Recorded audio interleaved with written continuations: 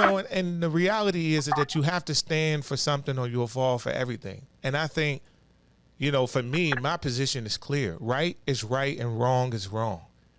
Do I agree that a man should defend his wife? Absolutely. Now the question is how do you defend her? How do you defend her honor? And I do not think violence in that situation with Tom Ford suits on and $1 million watches was the appropriate occasion or time to be physically violent with another superstar. Because you have to make a lot of assumptions in order to arrive at your conclusion. You have to assume that he did it out of malice. He knew she had a medical condition. And even if he did, we can agree that he's wrong if he knew that he did, but it was a joke. This is what comedians do. And so the response still wouldn't have been warranted because you got to look at the nature of the joke. Like, is this the most egregious thing that you could say to somebody? Making a G.I. Jane reference?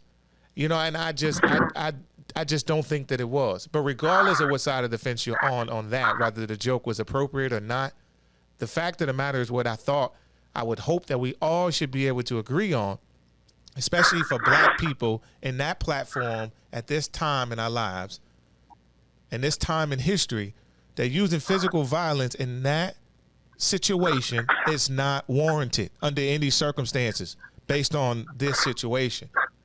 And so I'm not even going to get into all this old entanglement stuff and everything else that is going on in their personal life. I just know that their life is on display.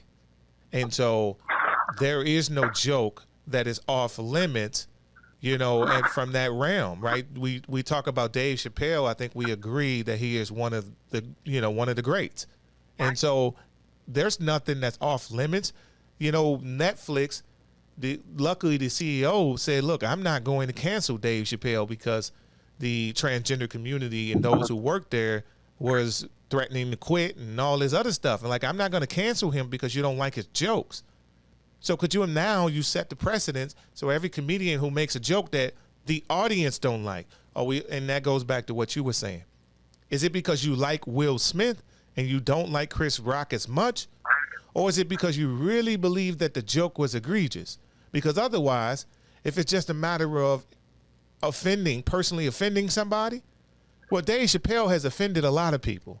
Martin has offended a lot of people. Chris Rock has. Bernie Mac, Steve Harvey, all these people have offended a lot of people in the audience. And we would never condone an audience member going up and assaulting them.